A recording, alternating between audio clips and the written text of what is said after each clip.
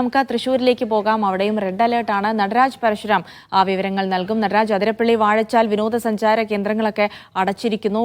Red അലേർട്ടാണ്. അപ്പോൾ വലിയ ജാഗ്രത വേണ്ടത് കൂടിയാണ്. അപ്പോൾ എന്തൊക്കെയാണ് ജില്ലയിൽ നിന്നുള്ള വിവരങ്ങൾ നടരാജ്?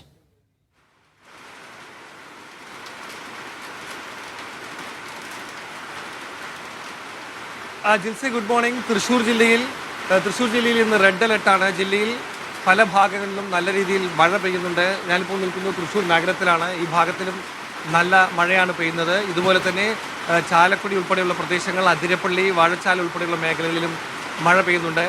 അതൊരു വനമേഖല കൂടിയാണ്. അവിടെ മഴ പെയ്യുന്നത് കൊണ്ട് തന്നെ പെരിങ്ങൽകുത്ത് ഡാമിൽ ജലനിരപ്പ് കൂടുതലാണ്. കഴിഞ്ഞ ദിവസം പെരിങ്ങൽകുത്ത് ഡാമിൽ ജലനിരപ്പ് കൂടിയത് കൊണ്ട് തന്നെ 2 സ്ലൂയിസ് വാൾവുകൾ കൂടി കഴിഞ്ഞ ദിവസം തുറന്നിരുന്നു. ഈ വെള്ളമൊക്കെ തന്നെ ചാലക്കുടി പുഴയിലേക്ക് ഒഴുകുന്നുണ്ട്. ചാലക്കുടി പുഴയുടെ തീരത്തുള്ളവർ ജാഗ്രത പാലിക്കണമെന്ന് നേരത്തെ തന്നെ ജില്ലാ ഭരണകൂടം അറിയിച്ചതിനെ തുടർന്ന് ആ ഭാഗത്ത് ജാഗ്രതയുണ്ട്. തൃശ്ശൂരിൽ ചാലക്കുടി, കൊടുങ്ങല്ലൂർ ഉൾപ്പെടെയുള്ള മേഖലകളിലൊക്കെ തന്നെ, കുന്നംകുളം ഉൾപ്പെടെയുള്ള മേഖലകളിലൊക്കെ തന്നെ രാവിലെ മുതൽ മഴ പെയ്യുന്നൊരു സ്ഥിതിയുണ്ട്. എന്തായാലും റെഡ് അലേർട്ട് കണക്കിലെടുത്തുകൊണ്ട് വിനോദസഞ്ചാര കേന്ദ്രങ്ങളിൽ ഒരു നിയന്ത്രണം വന്നിട്ടുണ്ട്. പ്രത്യേകിച്ച് അതിരപ്പള്ളി, വാഴച്ചാൽ വിനോദസഞ്ചാര കേന്ദ്രങ്ങൾ ഇന്ന് പ്രവർത്തിക്കില്ല. ആ ഭാഗത്തേക്ക് പോകുന്നവരെ പക്ഷേ മലക്കപ്പാറയിലേക്കുള്ള യാത്രയാണെങ്കിൽ തടയില്ല എന്ന് ജില്ലാ ഭരണകൂടം അറിയിച്ചിട്ടുണ്ട്. അതേസമയം അതിരപ്പള്ളി, വാഴച്ചാൽ വെള്ളച്ചാട്ടത്തിലേക്ക് ഇന്ന് പോയി വിനോദസഞ്ചാര കേന്ദ്രത്തിലേക്ക് പോകാൻ കഴിയില്ല.